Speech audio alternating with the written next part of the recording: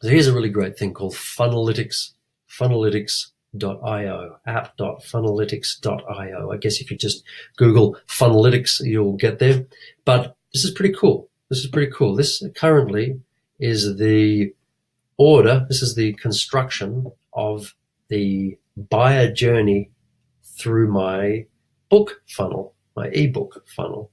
So at the moment, people come on a computer or a desktop or a phone or whatever, they come through the source and they will see a Facebook ad, which will give them a comment trigger. Now, what that means in terms of chat bot technology is that they will come through the computer, they'll come to Facebook, and then it will say to them on an ad, if you're interested in X, just comment Y below. So they will put that comment below, and once they do, it triggers the chatbot in Messenger to send them automatically a message. And that message will be something that says, hey, would you like to get this particular offer? Put in your email address, or it'll take their email address from Facebook and say, is this the right email address for us to send to? And then you give them the option, yes or no. And if they say yes, great. It then sends them an email. That email will take them to what's called an opt-in page. We want them to opt in. So it'll say, this is the free memorization ebook. So cool. Hopefully they opt into that. And if they do, it then says, would you also like to consider a $15 Choices ebook? It's a 214-page book. It's going to teach you all sorts of wonderful acting techniques, and it'll help you memorize the book by the time you're finished because the techniques are woven in. And ideally, this free ebook is what they call a lead magnet. So that makes people come for free and think, oh, there's a piece of value that I can get for free. And now you've got their attention and they say, oh, actually, well, this $15 ebook I would never have come to if you were trying to sell it to me from the start. But now, oh, it makes sense. If they don't immediately go for it, they finish this book and then they think, oh, that's good. And then they go back and think, oh, yeah, I'd like that. As they're going to purchase it, it says, hey, if you're interested in that, you may be interested in the 4-week online memorization challenge course. So it tries to what's called upsell them to that. If they're not interested, no worries. They move on and then they get a downsell, which is the 90-minute seminar for $20. So it's a live memorization seminar, well, recorded live. It's a video of what was a live 90-minute memorization seminar at Reproductions for $20.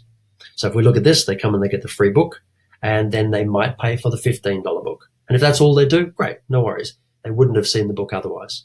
But if they like that, and then we offer them the upsell, that's a $100 discount on a $299 course, so it's $199. So if they buy that, all of a sudden you've got $214 that you wouldn't have had if the person hadn't have come for the free download. If they don't want that, if that's too much, that's totally fine. Then they click through and then they get the offer of the $20 memorization seminar. Now, just psychologically, so you know, most people are far more likely to say yes to something after they've said no to you already, especially if what you're asking for is much, much lower than the bigger thing. So when you're constructing your funnels, not only is Funnelytics a really great free to start with, a free, great way to construct your funnels visually, but what it does is it gives you the opportunity to use psychology in your marketing. Use a lead magnet. Get them interested with a free download or a free video or a free course that offers value, great value to them. So this gives them a bunch of free tips on how to memorize their lines successfully as actors. Once they come here, it immediately says, do you want this $15 book? It's only $15, but it's got an incredible amount of value. It's highly likely that people will take that. And if they take that, then they're definitely, going to be curious about the 4-week challenge, which they probably haven't heard about.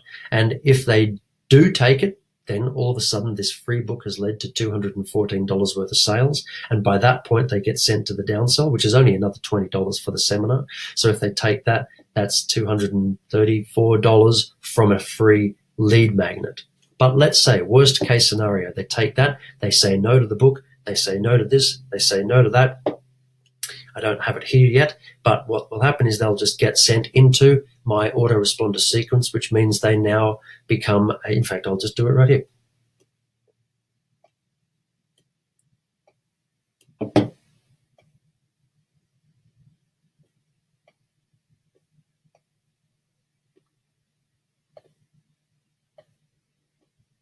So if they say no, so they purchase, they go into the thank you. And in fact, whether they purchase or not, they go into that sequence. So if they purchase, yes, they go to the thank you page, and then they get put into this autoresponder sequence. If they don't purchase, they go into this autoresponder sequence. Now, they may be two different sequences. One of them may be designed to specifically get them back to here until they purchase. But if not, that's fine. You didn't purchase. We move on. This person did purchase. Cool. We move on. And this now invites them to join other programs, other courses, go to other freebies, get other downloads. So you can see how that can be remarkably effective. And here, just in Funnelytics, you can see it's going to be fun to start putting together your own funnels and seeing if they make sense to you using psychology. Remember, people are more likely to come for something that's to give you information about themselves, their email, their name, their phone number, for things that are free. Another psychological thing to remember is the more things you ask them for up front, the lower the opt-in rates you're going to get. So if you ask them just for their email address, you're going to get a much higher opt-in rate than asking for their email address and then just their first name.